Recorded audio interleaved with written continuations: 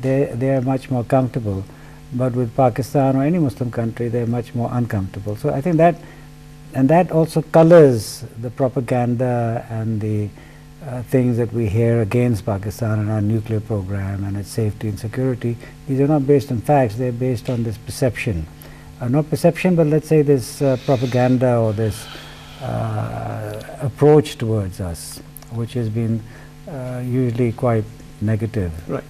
So you mentioned about Mr. Bhutto being a visionary and his contribution towards, but how would you sum it up? What were his major contributions towards Pakistan's nuclear programs, if you could enumerate them for the sake of our viewers? I would say in the early stages, it was his support in the cabinet and his support to Dr. Usmani and Professor Salam. Whatever they were doing, he was supportive. The creation of the infrastructure, that was again, and his specific interest in PINSTAC. And subsequently, when he had the reins of power, then he made sure that this program was given a formal form and given the priority that he thought it deserved. So, and I always feel, I am an engineer, so I give this, the exponential curve. It's something, it's a geometric progression like 2, 4, 8, 16, 32, 64. In the beginning, these are small increments, but the jumps keep getting larger and larger. But the beginning is important, that's the foundation. So in the beginning, even things may appear small, but their effect at the end is very significant. So he provided that important support in the 60s and total commitment when he had the reins of power, because he was utterly convinced. And as I said, it wasn't just him, it was also Mr. Nehru. So many world leaders, Mao Zedong, very clear, because they considered. But the point made here, it's a deterrent. Nobody thinks in terms of, God forbid, time comes of using it. To using it, that, and of course it's a genie which is now out of the bottle. Now looking back, one may wish that the genie may never have come out, but then that's wishful thinking, you see. But the term you use, the horse is already bolted. Yeah. Yes, what I wanted to say was, I think the importance of Mr. Bhutto's contribution to the nuclear program is really twofold or threefold. One is that he believed that it was central to the defense of Pakistan. The fact that has been supported by every successive government. They've been military governments, democratic governments. We may agree with some of them, we may not agree with some of them, but they all held on to the program. They safeguarded the program, they progressed the program. So they all agreed with this central premise which he had started off with. And secondly, I think another important factor, it has become a consensus and unifying factor in Pakistan. All political parties and the people of Pakistan and the different parties, they all believe in this, that it's important for Pakistan. It has to be preserved, it has to be safeguarded, it has to be qualitatively, if not quantitatively, made better. So I think that demonstrates his contribution, this consensus. One final question, sir. You must be privy to it, that in 1977, when he was deposed by a military dictator, Mr. Bhutto, what was the status of our nuclear program then? How close were we to fruition? Let me say this, we were well advanced, but a lot of work had still to be done. One thing that I must say, that I'm proud of the program. I think it was done well and it was needed for Pakistan. But one expectation didn't turn out to be correct. We were all hopeful. At least I can say for myself.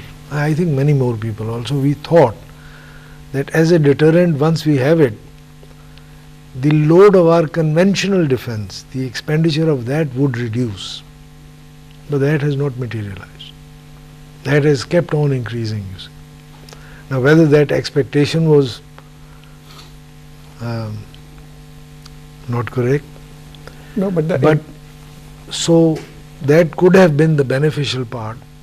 And the other danger is, and not only for Pakistan. Advanced nuclear countries have fallen to this. Russia and America, in competing with each other, Soviet Union and US, it's mind-boggling that at one time they had almost 25,000 warheads each. Now, what the hell do you need this for, you see? If no sane person would say that these are needed as deterrents, you see. The philosophy is wrong, you see. It starts with deterrence, and then the first strike, and then the second strike, and then the momentum, the inertia, if you like the military industrial complex.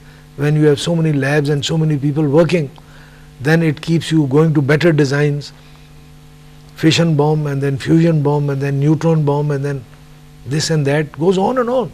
There is no end to this, you see. I hope we will not fall into that trap. I hope that we and our neighbors, that we'll have the sense. Of course, that the important thing is not to things match have to stop. Bomb for bomb, and but so far, unfortunately, this has been happening. But the point I wanted to make here, sir, was that if the West, I'm not sure whether it was, but judging from the statements, that if Mr. Kissinger had told him that we will make a horrible example of you, was convinced that by eliminating Bhutto, or let's say by the elimination of Bhutto, the program did not come to a standstill. Isn't that true, sir? History has proved it. Yeah, that's true. So that means that was a simple assumption, you see, that you can't stop these things by force, you see. So the momentum which had been provided to the program by Mr. Bhutto was maintained. Yes. So how would you, your concluding comments, sir, about Mr. Bhutto's? But I think it is one of his, all great leaders leave a legacy. Some parts are totally agreed by everybody, some parts can become controversial. This happens to all great politicians and statesmen and national leaders. But I think on the nuclear program, there's a total consensus that this was a great contribution.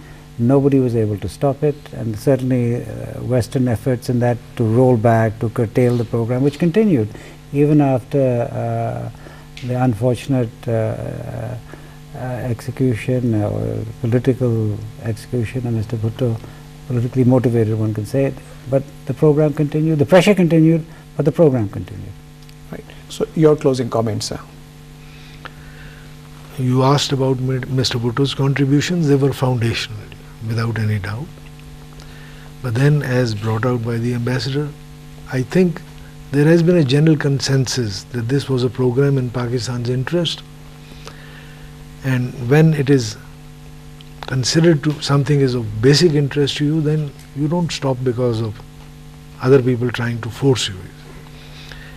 But we hope that sanity will prevail, that we will not get into the kind of race that I just alluded to, because that is not only waste of resources, but one would hate to see that is put to destructive use, you see.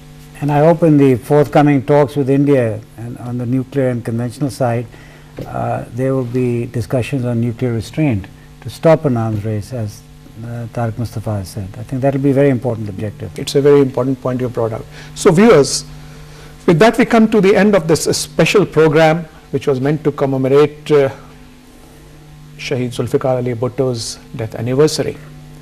And we have had a discussion in which two very eminent panelists brought out the contributions Zulfiqar Ali Bhutto made towards the nuclear program of Pakistan, and he can be rightly called the progenitor, the founder of our nuclear program.